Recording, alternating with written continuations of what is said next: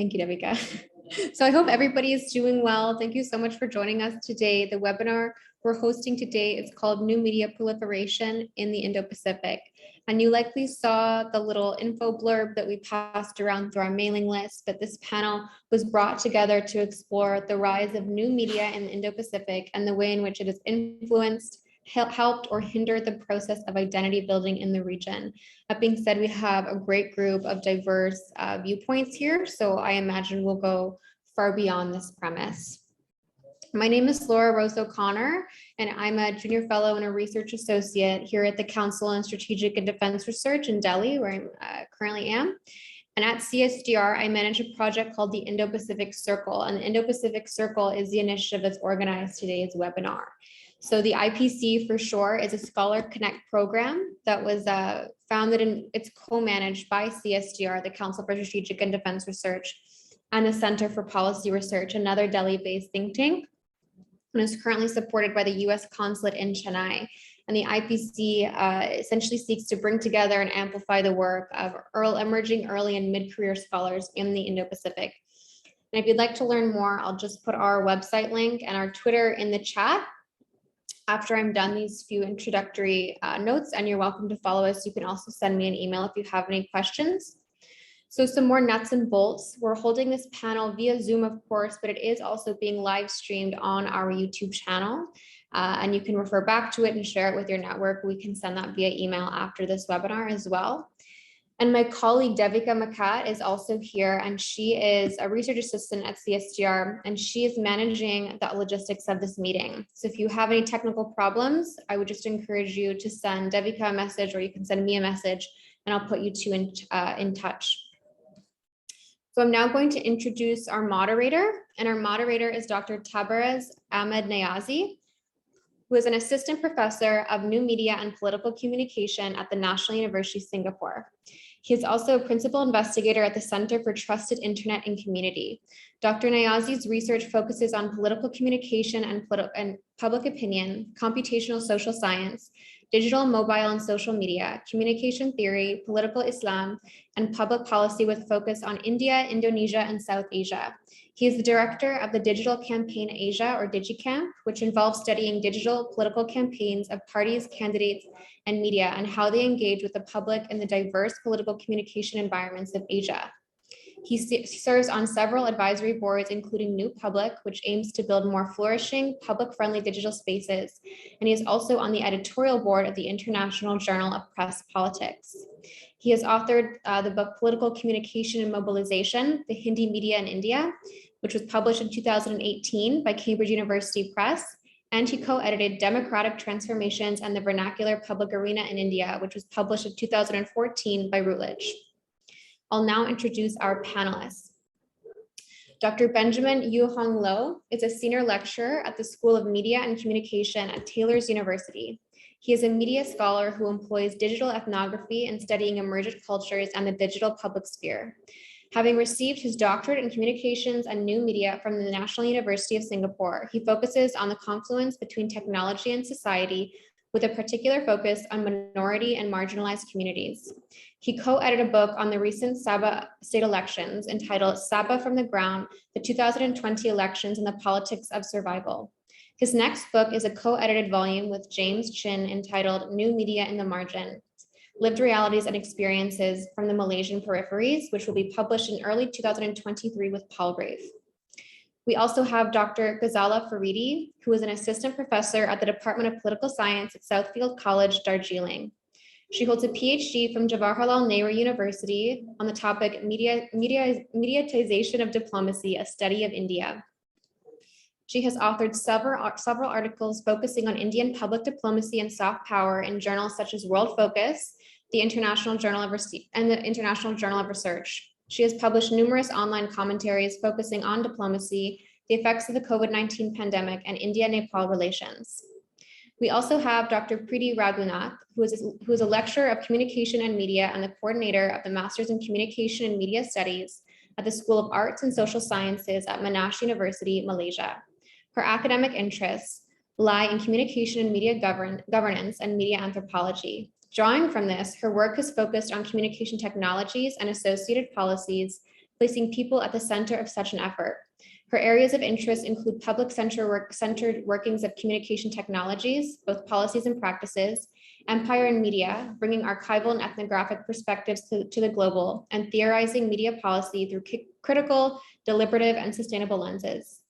Preeti is the author of the book, Community Radio Policies in South Asia, a deliberative political policy ecology approach, which was published by Palgrave Macmillan in 2020.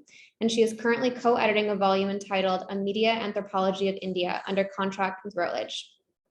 And last but not least, of course, we have Ms. Munira Mustafa, who founded Chasseur Group and serves as its executive director and principal consultant. In addition, she is a non-resident fellow at the New Lines Institute for Strategy and Policy, a Washington, D.C. independent think tank, and a fellow at Verve Research, an independent research collective focusing on the relationship between military and society in the context of political development in the Indo-Pacific region. Since 2014, she has worked professionally in the security field, including corporate, public, and military sectors. Her work on terrorism, extremism, and militancy in Southeast Asia and cyber warfare has been published by the New Lines Institute, NATO Strategic Communication Center of Excellence, and the Global Network on Extremism and Technology. So some brief housekeeping notes. Once again, we're going to move on to opening remarks from our moderators, and then from our panelists. And then we'll have our discussion period, and that will then include a Q&A. So I just ask you to hold your questions until that Q&A period, or you can put them in the chat, but they will be covered towards the end during that Q&A section. So thank you so much to both the audience, our moderator, our panelists, and I will pass the floor to Dr. Niazi. Thank you very much, Laura, for the introductions. And so I'm Tabriz Niazi. So I'm going to moderate this, this very important panel titled "New Media in Proliferation in the Indo-Pacific." So, as a reason, Indo-Pacific is not only highly diverse, but has the largest number of internet users. Close to 35% of the internet users live in this region. In terms of social media users, the region has the highest number of Facebook users. So India and Indonesia together have close to 600 million Facebook users. WhatsApp is the most popular instant messenger application. Although TikTok is banned in India, it is gaining popularity in other parts of the regions. Importantly, a large number of people in the region use social media on their mobile phone. Digital economy powered by AI has been growing rapidly in the region. While new media offer many opportunities to the users and the marginalized groups to express themselves online, there are several challenges. Social media users have been subjected to trolling, and women journalists and users have often faced harassment on Twitter from opposing parties. Many countries in the region, such as India and Indonesia, are yet to come out with users' data protection regulations. In the absence of such legislation, users' data continue to be exploited by the vested interests, including tech giants. Artificial intelligence are increasingly being used by social media companies to provide targeted services to their users by collecting huge amount of users' data. Digital footprints of the users are often exploited by social media companies without the knowledge of the users. In addition, social media has been used by political actors not only for election campaign and persuasion, but to target the oppositions and opposing views. Several reports of the misuse of social media platforms by the powerful for political gains have come into the limelight. In view of these challenges, today we have an excellent panel to help understand the proliferation of new media in the Indo-Pacific and its political, economic, and social implications. So I would like the panelists to first give a brief overview of the role of new media in the Indo-Pacific and what one or two issues that they think are critical from their perspective. So I would like to start with Dr. Loh. So. All right, thank you very much, Dr. Tabiris. Hold on, I'm gonna just check. Okay, so thank you all. Thank you so much for inviting me for today. Very, very excited to be talking about this new media, especially in regards to how it affects the Indo-Pacific. So what I'm going to be talking about today essentially is going to be focusing on how we're starting to see a normalization, or rather a gross acceptance of troll farms, cyber troopers, and political diehards within political discourse, essentially. So for those of you who are not familiar with these terms, these are very, very terms that are used quite regularly to describe these so-called political actors that are sort of like taking root in new media spaces, particularly in social media. And their role essentially is to shift or alter political discourse in various shapes and forms. And sometimes, more often than not, when people think about troll farms or cyber troopers, they always think that these are clandestine political actors funded by political parties or certain governments.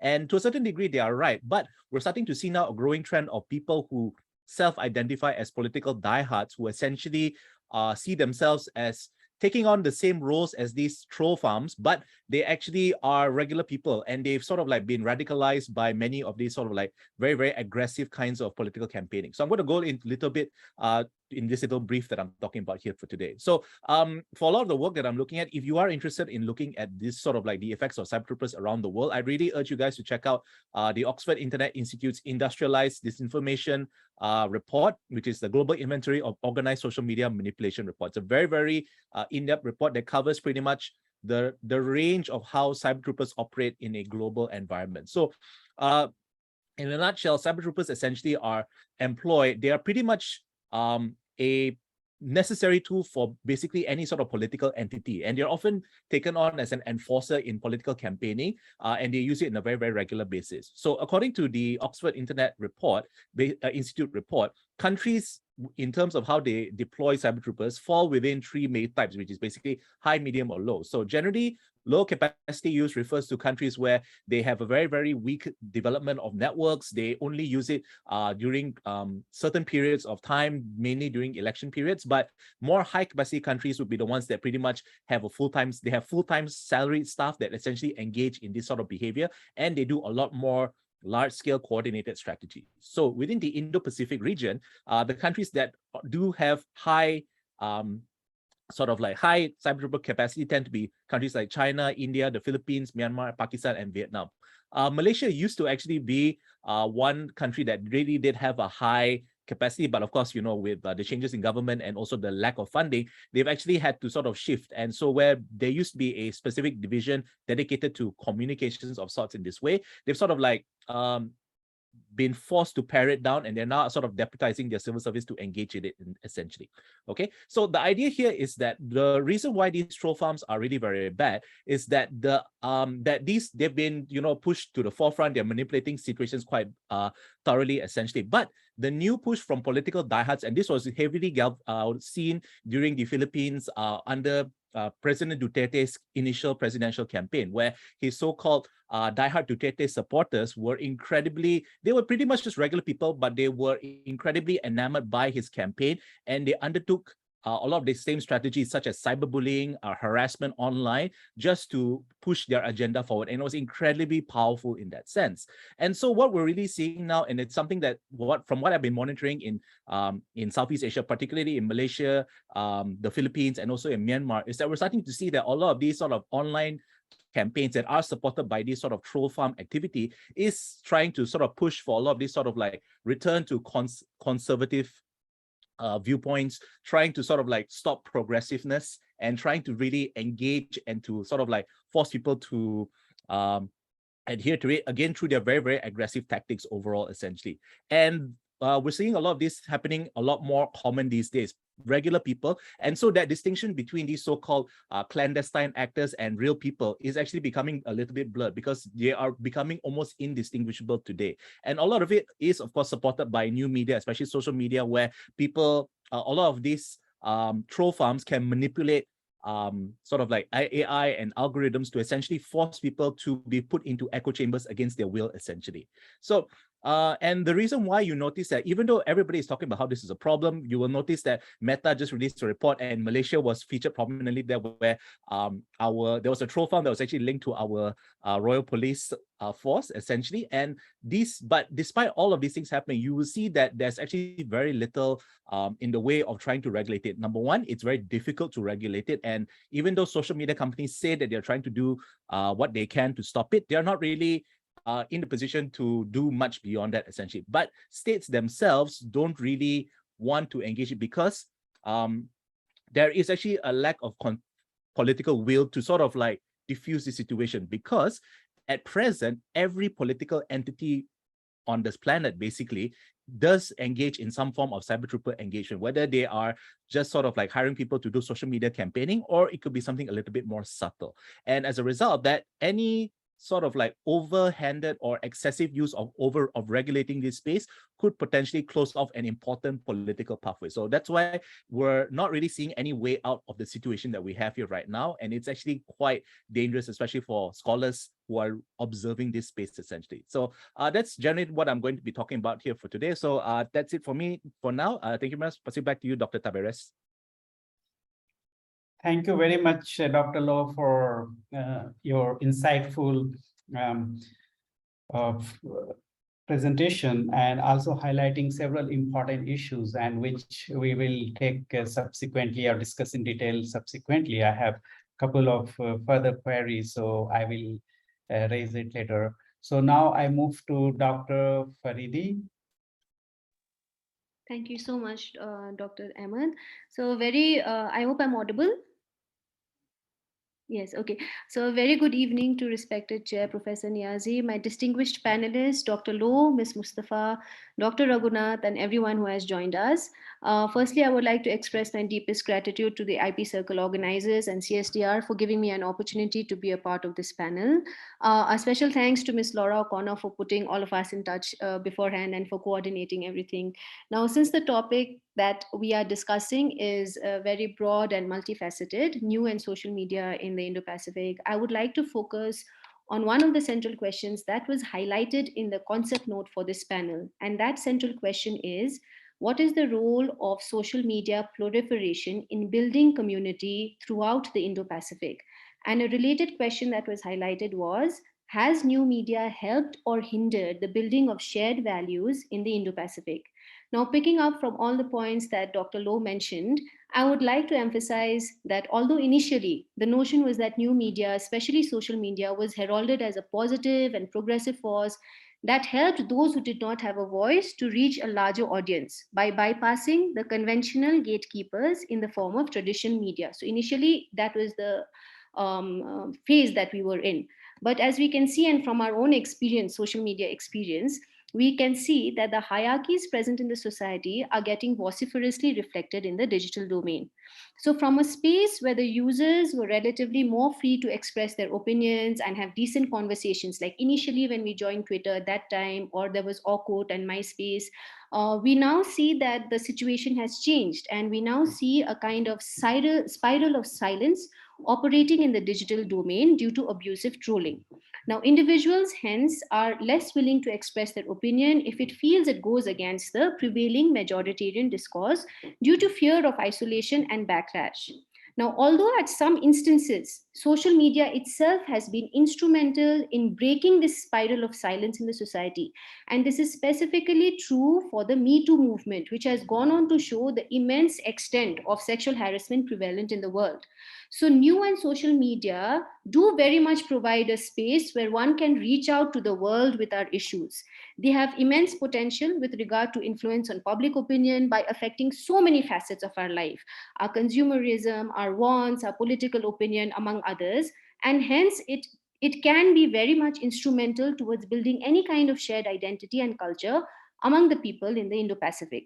But what needs to be reiterated, and something that is very obvious, and something I think that all of us will mention, is that the domain of new and social media is not as an equal domain as it used to be, where all of the individual users are on an equal footing. The dynamics of what gets viral and trending and what does not get viral might be dependent on a host of factors. At this point, we have realized how trends can get manufactured by various technological tools.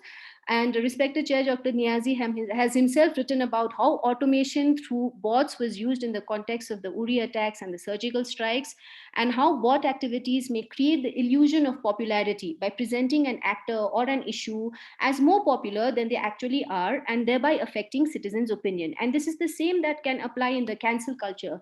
Like, we feel that the opinion has shifted against a particular movie or a particular issue, and then it leads to the cancel culture that is there in the society these days. Now, hence, in such a context, to understand and analyze the role of new and social media in building shared identity, values, and community in the Indo-Pacific is complex for a number of reasons. The first reason that I would like to highlight is that the rate of digital penetration both intra and inter countries still vary. Now, although the number of users has phenomenally increased, but there is a report of CSDS in 2019 which said that in India specifically, only 2 out of 3 Indians were using social media, and most still use the television and the newspaper for news. And only a small proportion, 3%, said that social media was their main source. This, unfortunately, is still true, although, as mentioned by the chair, that the use has increased phenomenally over the past years.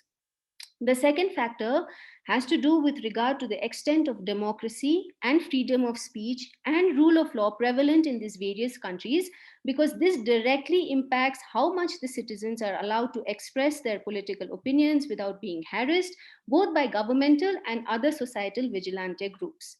Now, the third factor has to do with the nature of politics in these countries and what visions of the Indo-Pacific the government in power has. Since most of the political parties, as mentioned by Dr. Low also, has gone on to make active use of new and social media to spread their discourse among the public. Now, what also needs to be seen is whether there is an all-party consensus on this vision or there are challenges to the same. So one specific area of analysis would definitely be the narrative that the government in power is trying to promote regarding the Indo-Pacific, and whether this is being challenged either by the opposition or by other academics or groups in the country.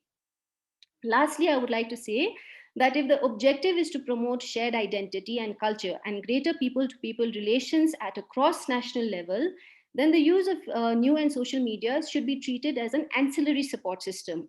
The main focus should ideally be on actual people-to-people relations in the form of collaborative projects, for examples in the sectors of education, trade, joint ventures, cultural program, or a group of people like the IP circle, among others.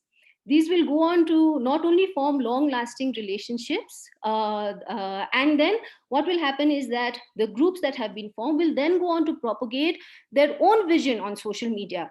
And this vision that these groups propagate will then be based on truth instead of being manufactured as such. So I end with a quote from the preamble to the UNESCO Constitution, and a little bit editing it with because it uses the word men. So the UNESCO Constitution says that since wars begin in the minds of humans, it is in the minds of humans that the defenses of peace must be constructed. Thank you. Thank you very much, Dr. Faridi, for your excellent observation. And so I think, again, a lot of issues you have flagged a lot of issues which we can discuss in detail later on. So now I move on to our third panelist, Dr. Raghunath. Hello, everyone. Good evening. My name is Preeti, and I will just share my screen because I have just 2 slides that I would like to draw on for my remarks, but I think the host has disabled. Okay, I'll just use it at my end and then speak from that. My short presentation today is called Chatbots and Unicorns, because the focus is on new media proliferation in the Indo-Pacific. Well, the Indo-Pacific, like it has already been pointed out, is a region where we have a growing number of people who have suffered the digital divide, but are also, make up the population that are increasingly part of the internet in a big way. And therefore, there are 3 aspects to the digital life in the Indo-Pacific. The first is that of the digital dividend. Like we've mentioned, it is the Indo-Pacific region as a whole, home to numerous countries, is home to a large percentage of the world's population. and there is only growing internet penetration today. There are mobile phones, unlike in various other parts of the developed world where it was PC and laptop first. It's a mobile first phone region, so to speak. The second aspect is that of the digital potential. Nestled as it is, and the kind of balancing acts that we have between growing and established superpowers today, the region itself is witnessing and registering a number of efforts from both sides, but also from the region itself to resist, but also to recalibrate constantly. And we've seen this with the trade wars. We've seen this in the form of investments coming in, especially in Southeast Asia, investments for technology unicorns and homegrown technology corporations. We are seeing that the region is full of digital potentials, so to speak, but is marred by the digital divide, where there exist vast disparities along various axes. And some of them are, just to name a few of them, these are along gender lines, caste, region, religion, race. These are all some of the axes along which the digital divide exists. That makes me bring a little focus to three of the aspects that I will be speaking about today. The first is drawing from my current research on AI governance and gender. And these are some of the issues and some of the conundrums that we are facing or we are grappling with as we understand these issues in a deeper manner. The first is that of the gender digital divide. As we all know, I mean, just some examples from the region, in India or in various other countries in the region, we see that oftentimes there is only one mobile phone in the house, and it is the male breadwinner who takes the mobile phone and goes to work, whereas the rest are left to contend with not having access, so to speak, to forms of media. And this was only exacerbated during the pandemic, because with children in the household trying to access education through online platforms and communication being limited to the online realm, it became very clear that the digital divide is along gendered lines in various ways. That's just one example. The second example to do with this is to do with AI and gender, where a number of biases, and this is well documented now, that AI systems register a number of biases and stereotypes when it comes to the way women are perceived. For instance, and these are along intersectional lines. So for instance, in the US, there's a lot of work now on how AI technologies have been discriminating against people with certain skin tones. And from my work, especially in Malaysia, I've been talking to people who work in the AI realm, who actually do the coding and the technology part of it and all of that, and build the infrastructure for it. They've been talking about how women with the headscarf are not recognized as women by the AI systems. Now the conundrum is, and the response to that is that we need to feed in more data into these AI systems, because these machine learning technologies will then be able to train themselves on this particular data, the black box training, and then be able to identify various people across gender lines correctly. Now, the conundrum is, do we need more data on women, and what kind of data are we talking about? Do we need to train? Do we need more datafication? And is datafication something that is wanted and needed? And while we are seeing a proliferation of AI, how do we deal with this conundrum of invasion of privacy, especially in the context where there is no data protection law? At least, India just withdrew the bill on data protection a few days ago. In that kind of a scenario, do we need these facial recognition technologies and other forms of AI like chatbots? How do we resolve this conundrum where we need more data, but we don't need invasive practices? That's one. The second aspect is to do with digital trade and data and platform agnosticism. What that means is that the pandemic really has showcased how a lot of the conversations, a lot of the communication, but also a lot of the exchanges between countries have happened online. And a lot of the focus now is on digital trade.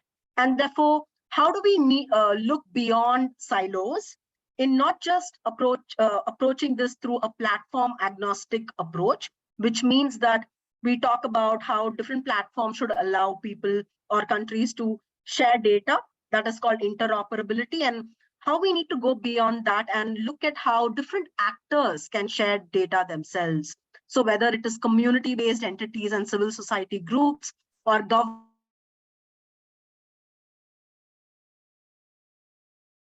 entities, or big tech, and holding them across silos in order to ensure that there is a people-centric approach to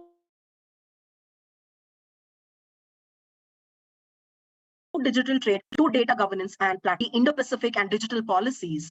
I mean, the region is full of potential and possibilities in terms of what it could achieve as a shared space in coming up with progressive digital policies that are people-centric.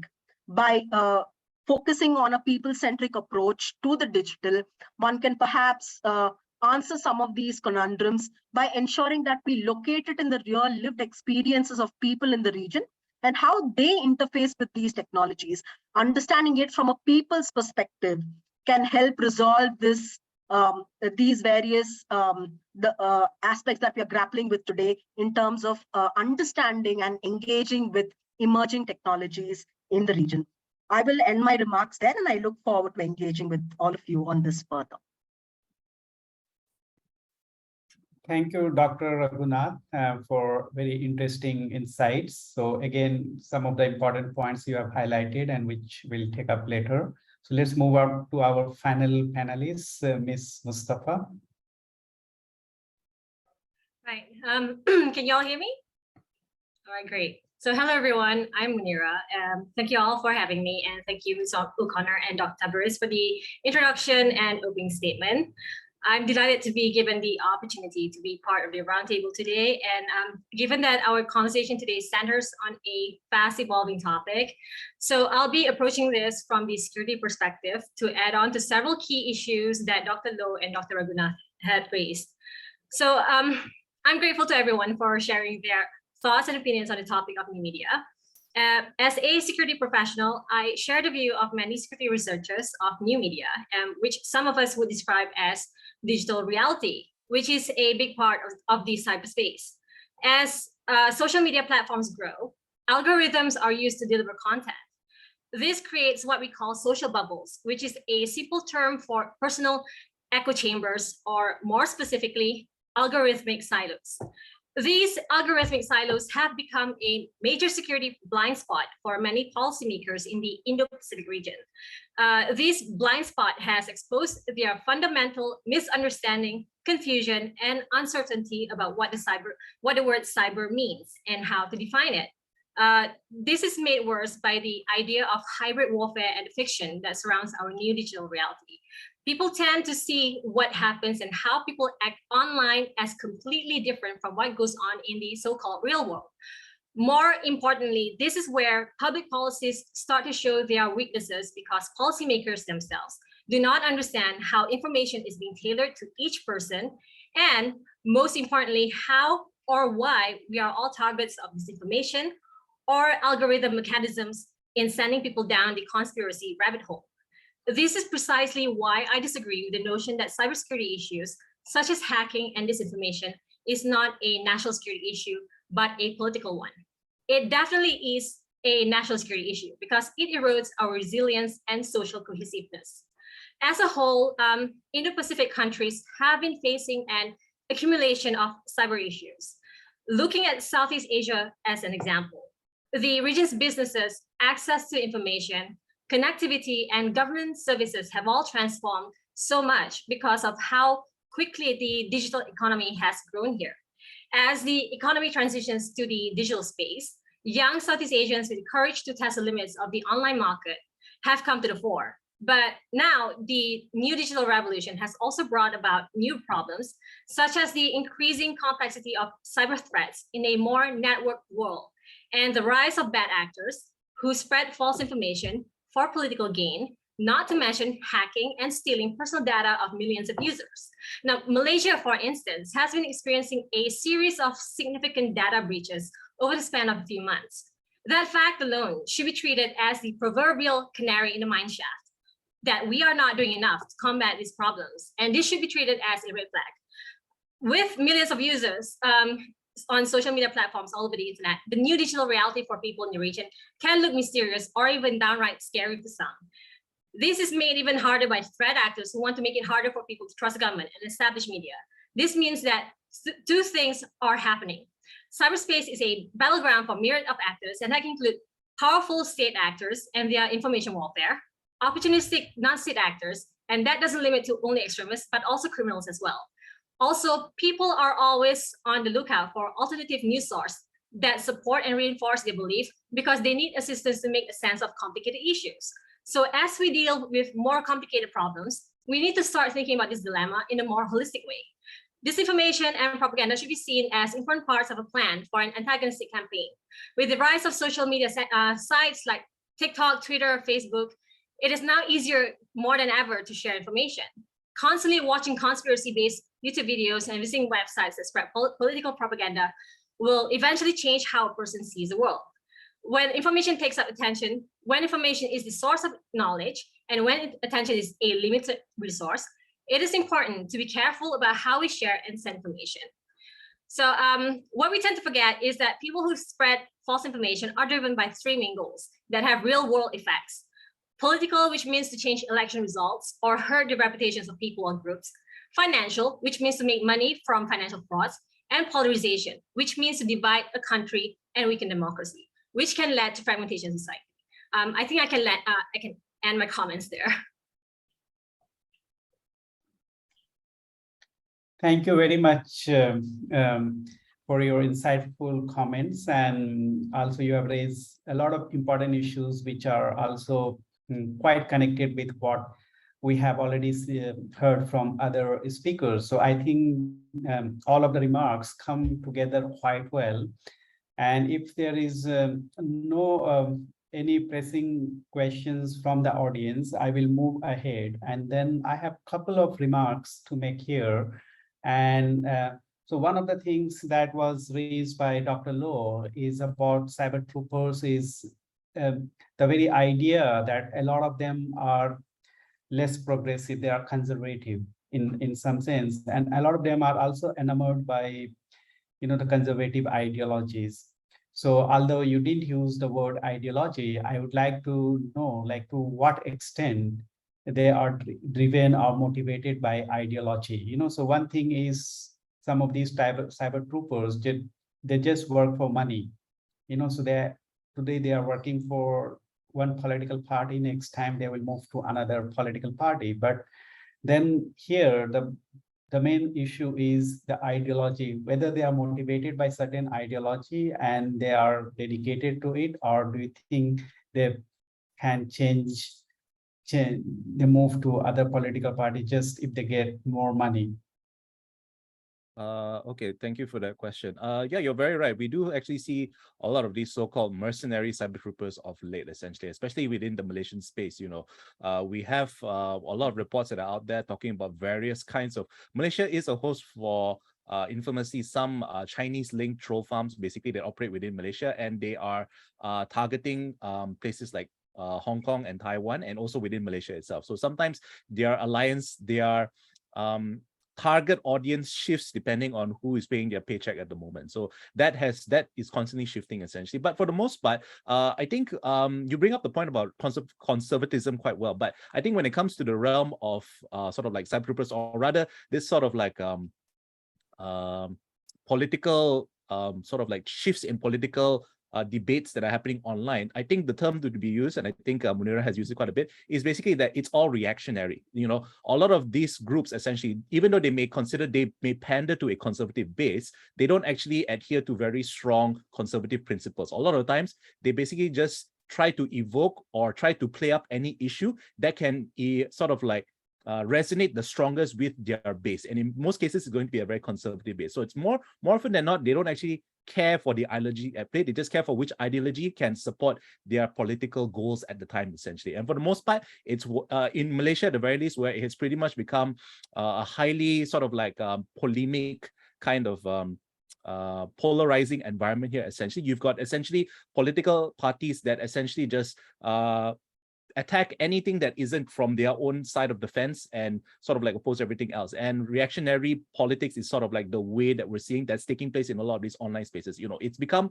pretty much the norm in a lot of the sort of like the Western speaking social media spaces. You know, it's widely influenced by a lot of these sort of like cyber troopers essentially, but we're also starting to see that take shape here as well. You know, in Malaysia, one of the biggest incidents that really happened in recent years essentially was with when Malaysia wanted to ratify the ICET declaration. The reaction from the sort of like conservative opposition movement at the time really was so it snowballed to such a great degree that it managed to sort of overturn everything and pretty much was seen as the initial downfall to the PH government at the time. So that's how effective they are at doing a lot of these things. So that's why you're not, and the thing is, all sides see that potential, that danger, but at the same time, they also see what they can benefit from it at the same time. So, like I said, there's not really a lot of political will that you're seeing of trying to actually solve the situation. They just want to minimize the damage, but when it actually comes to how they want to minimize it, they never actually go into specifics or details because, again,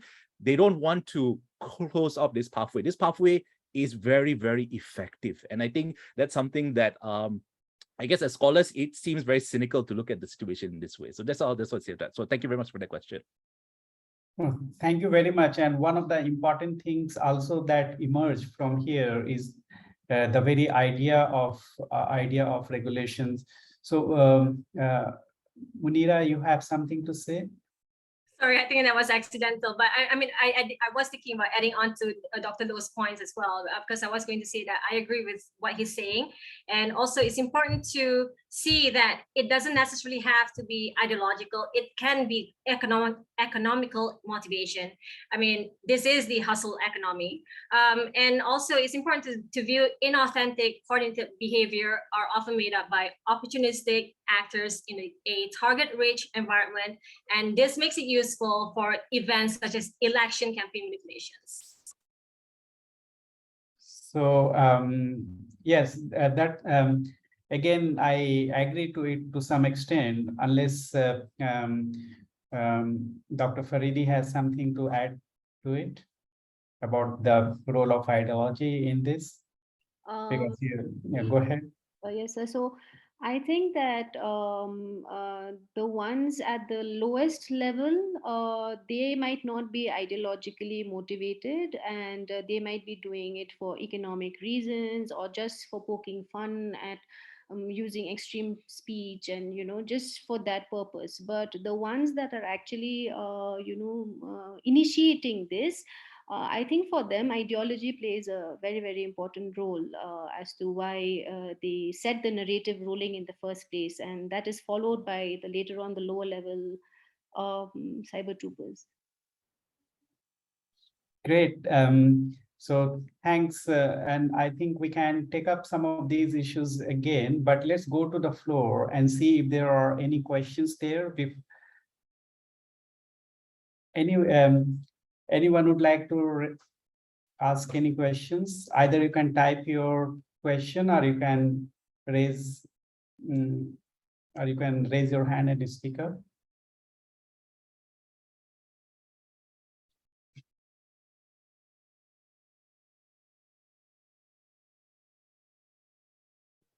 I have one question that I can ask. I'm wondering, I know it's a big question, but we're talking about a lot of the harms that can be a byproduct of new media. I was wondering, what onus do you place on the social media corporations themselves? So for example, like Facebook India, to what degree should they be held responsible should a rumor that spreads on Facebook India result in, for example, violence in real life, whether it be like rumor mongering or else? I'm wondering what the panelists' thoughts are on that and how a balance can be struck essentially between, responsibility, but also perhaps like not blaming somebody wrongly. Like it seems to be a bit of a gray area. So this is again one of the important questions, and that many of the communication and law scholars have been dealing with, where the blame lies, whether social media should just be considered as platform, or should they be considered as content generator? And the way you treat, this is again, the way you treat them, it will also help in designing the regulation. So I can see Preeti and Benjamin both have raised their hands to answer this question. So Preeti first, and then Benjamin. Yeah, thank you.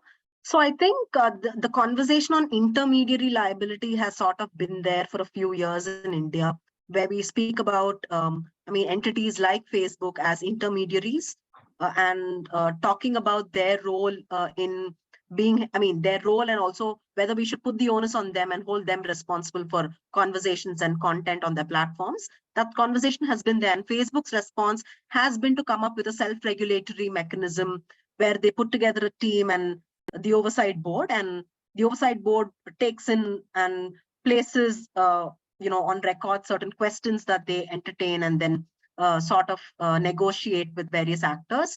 But there's now emerging work on whether the oversight board really has that kind of power and whether it can really hold its weight on these decisions. So that's very, very debatable. But I don't have any answers, but these are the developments that have been happening in this space.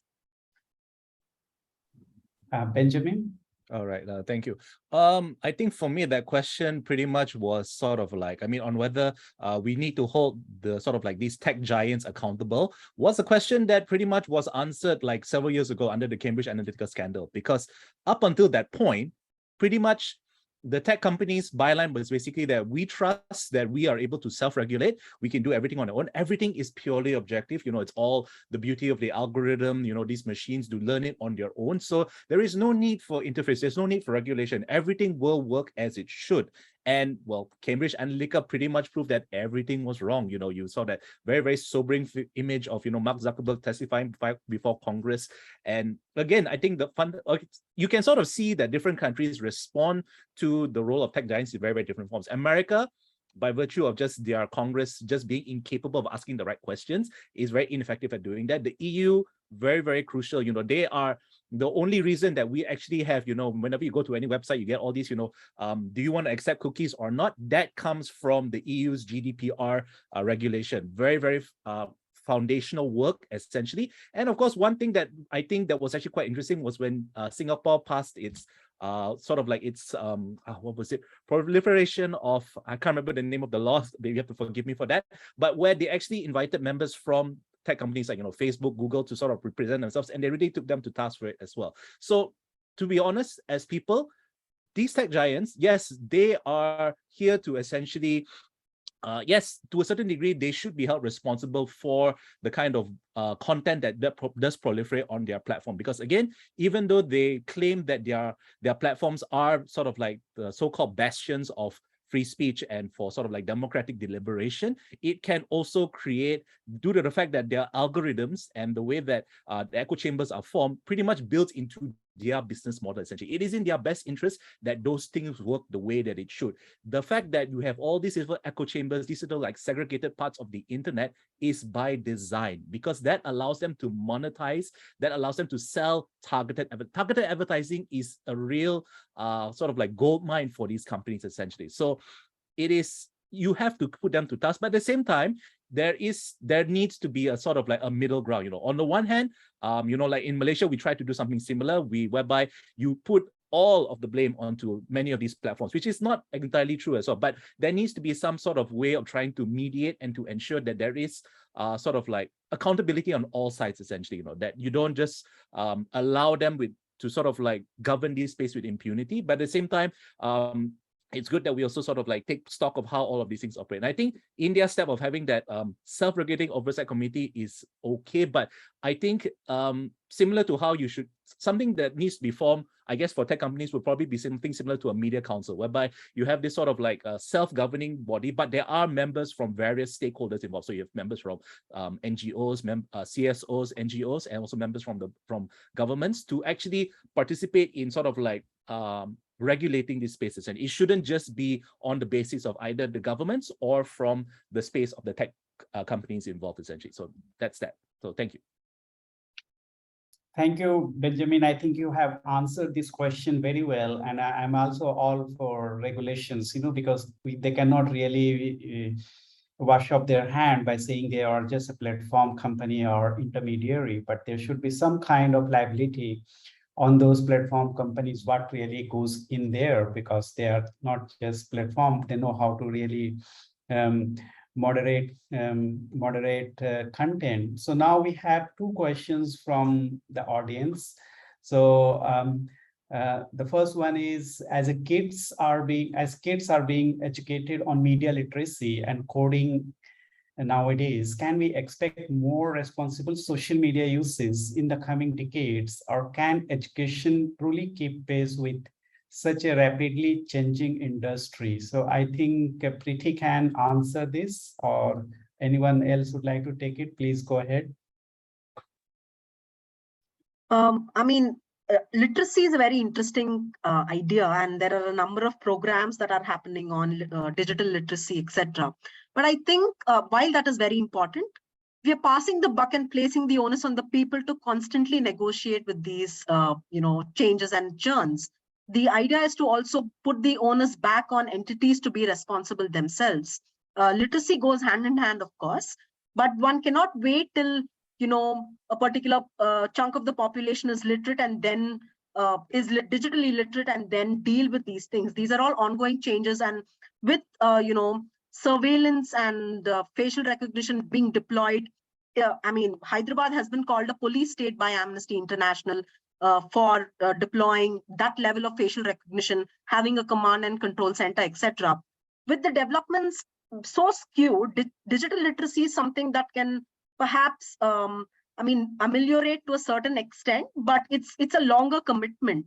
We need to place the onus on these actors right away and make them and hold them accountable as these technologies are being made today and being deployed today, are being trained on people, unsuspecting people today. Thanks. So now we move to second. Anyone would like to add anything here? If no, then we move. Oh, okay, please, Benjamin, go ahead. Sorry to come in again. I promise I will try to speak a little bit less. Okay. Yeah, I think that's a very good point. But I think I just want to sort of chime in a little bit that I do a lot of my work currently with regards to media literacy, and I believe that yes, we do need to regulate this space. But unfortunately, the regulation is not coming in at a sort of like, I mean, at the very least here in Malaysia, it is coming in at an incredibly slow pace. And I think in the rest of Southeast Asia, especially, I guess within the scope of the Indo-Pacific, a lot of these changes are not coming in fast enough. And I think while regulations are important, we're also starting to see that because of social media, people have started to lose faith in their traditional informational institutions. So previously, it was very easy. If you there were certain spaces in which you could identify that this is verifiable truth and fact, I can trust that whoever is creating these, putting out this information is going to be you're going to be telling the truth, and I can rely on this information. So that used to be things like sort of like the state used to be considered one such entity, media, journalism, all of those things fit into that. But because of social media, and as was mentioned by all the panelists here, things like conspiracy theories, you've got all these other like fringe groups that are coming to the forefront. A lot of these points that people can rely on to verify the information are no longer reliable, or you cannot expect them to be seen as verifiers of information. So media literacy is really the only way to protect that, because you can put all the regulations that you want, but if the people don't trust the people who to enforce those regulations, then it's not really going to do the same thing. So I guess this sounds counter to what I was mentioning earlier, that we do need more regulation, but it's a very, very wicked and complex problem. There needs to be multiple angles going to it. There's no one size fits all solution. So I just wanted to sort of add that little bit to that. So apologies, please continue. No, I think good point. I think we need to go with both regulations as well as media literacy. Yes, Ghazala.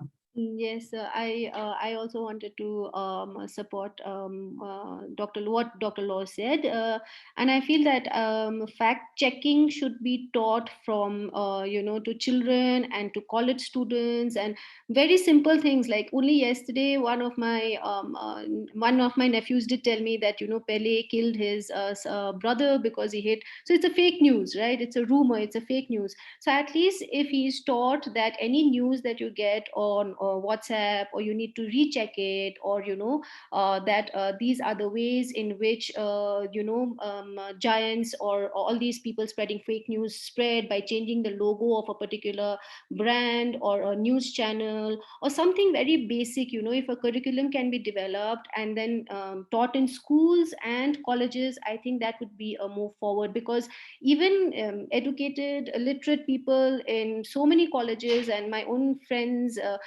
they get and my parents, they get misled by information on WhatsApp. So I think it's very important. Great. So now let's, Munira, please go ahead. Sorry, I feel like I need to add in a bit of my 2 cents. I mean, talking about digital literacy, it's a great standard to achieve, but I would like to hedge and say that I think fact checking alone is not enough. We need a big change in how we get information and how we fight misinformation, because the problem that keeps coming up is that people at all levels are still reluctant to encourage critical thinking and more critical evaluation of information and news. And a lot of this is actual a structural and policy problem. And this would demand us to having to face and get past our own biases. And this is difficult, especially if we exist in a country where the information flow is so controlled that you cannot distinguish what is true, what is false, or that you are being dictated to on what is the truth and what is not. And also, and a lot of this is also a legislation issue, or rather legislative weaknesses in addressing these issues in terms of a whole of society approach. And there needs to be to consider better regulation without encroaching human rights or freedom of speech, that does not encroach other people's rights to exist. And that would include government accountability, corporate accountability, and also personal accountability. Thanks. I think this is one of the important dilemma, and I don't know if we have really concrete answer, but definitely all the panelists agree that we need some kind of media literacy, and also regulations are also important. But when you talk to the platform companies, so I've attended several meetings with platform companies, including Facebook and Twitter, and most of the time they would just talk about media literacy, because they just want to wash off their hands from any kind of responsibility, any kind of accountability. They say it is very important to empower individual, very important to go for media literacy, and that's why they are spending huge amount of money for media literacy. And also a lot of advocacies are going on behind the wall to ensure that there is no strict regulations like GDPR kind of things in some of the Asian countries.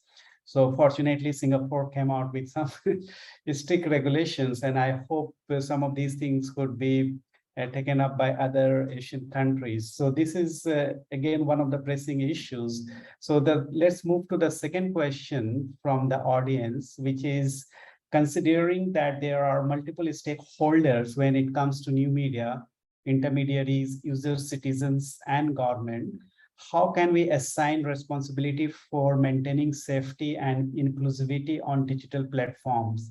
Can we slowly rely on government and platform for regulations?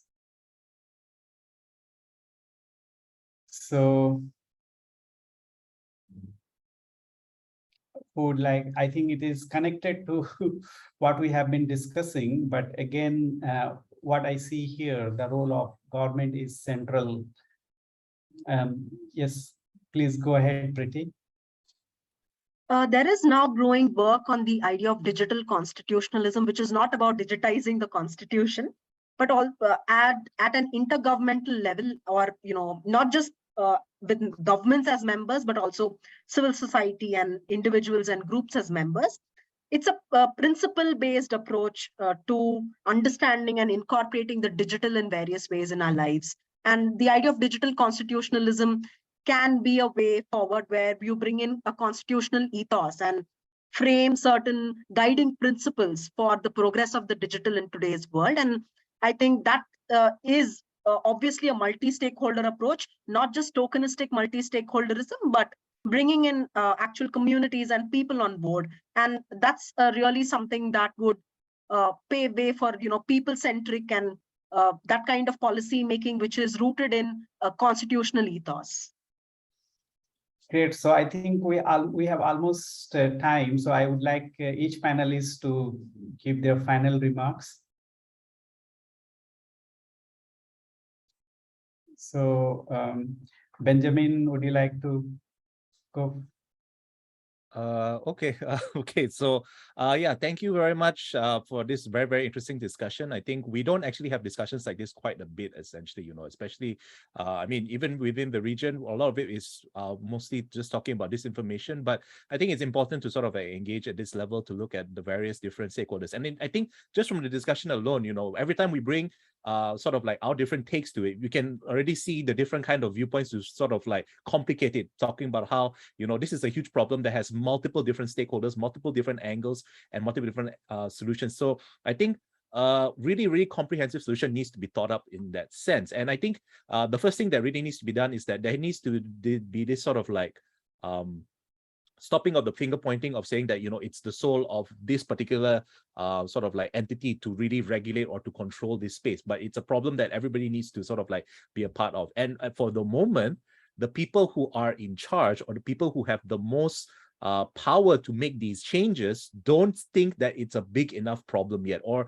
rather it's still seen as a space that can go in either direction. And as a result of that, we're not seeing a lot of very, very strong push in that sense. So, and I think, as I mentioned, Singapore was one of the few countries in Asia that stood up to many of these tech companies. Many other countries are not. So I think that's one of the things that really needs to be pushed forward in that sense. In Malaysia, I think even in Malaysia, especially, if you've been reading the news in the last couple of weeks or so, we've had numerous data breaches here, essentially, and a lot of big cases here, and it's really bizarre because here we actually have a data protection act. We've had one for more than 10 years now at this point, but none of those calls have even been calling into place to sort of see how that is being done. So a lot of the issues, again, comes with enforcement. So while regulation is important, enforcement is another key issue that often people don't take very lightly or very for granted in that sense. So I think that's sort of like food for thought before we end for today. But thank you very much. Ghazala, final remarks. Okay, so I would like to end by saying that I think for all the problems that we are facing on new and social media regarding exclusion and disinformation, I think more and more regulations, specifically by the government, is not going in the correct direction. I mean, that should be there, but apart from that, there should be other things also. And as they say, like, the response to fake information is not a ban or, not banning the entire thing, but more and more information from the other domain. That's the only answer. Banning or regulation or stopping, I don't think we should be going into that direction specifically by the government. And I feel like a lot of this has the main force that is there behind is the political nature and politics as such. So, so it's all in the hands of what kind of politics the specific countries have, and what they want to move forward with. And media is just media and social media, and what goes around in there is just an intermediary variable. Thank you. Thanks. So Munira, final remarks. So my only comment is that I think the problem with what we're faced is that we're not understanding how fast the technology, how fast internet is evolving. Today's internet is not like 20 years ago. It's completely different types of users, different generation, different ways of information being pushed out. And I think that is a trouble because, I mean, we can only push out policies as well as we could, but it could never catch up at that level, at that speed. Because of that, it will always be rooted in policy weaknesses. So I think the only useful comment I can make is that to deal with this, we have to be more resource smart, because not everything requires a technical solution. Thanks very much to all the panelists for such an important and exciting discussions. And I think there are a number of key takeaways. And one of the things that we all agree that we certainly require some kind of regulations for social media platforms or for new media. But another thing that we also keep in mind is that this is the fast evolving technologies. And the moment we deal with one platform, there is another. So how to design regulations which are long lasting, so it is based on the principle instead of based on the targeted on a specific platform. And in that way, say, for example, we were talking about AI, and now people are started talking about quantum computations. So the technologies are evolving so fast, but then certain principles like equality, equal opportunities to all, and then preventing hate speech, so respect, dignity, all these principles are very important, which is applicable offline, should also apply online. So I think I would stop here, and I would like to thank all the panelists once again, and also to Laura for giving us opportunity to discuss this important topic in the context of Indo-Pacific. Thank you so much. I think Dr. Preeti, I think we missed your closing remarks. Did we? Or did I? Oh, she was the first one. Okay, that's what it was. The order was rejigged then. Okay, great. I really enjoyed this discussion. It's relevant to a lot of the work that CSTR is also hoping to do. We're not typically a media studies organization, but a lot of our recent work has incorporated a lot of these questions. So it's really, really helpful. And I'm so grateful to have all of you guys here and having shared your thoughts. And again, this is going to be on our YouTube channel, and I'll share the link amongst all of you. And then I hope we can stay in touch as well. And I imagine a lot of people in our network would be interested in following up with questions with you guys. So thank you so much, and have a great Monday. Thank you. Yeah. Thank you so much. Thank you, everyone. Have a good day. Bye-bye. Thank you.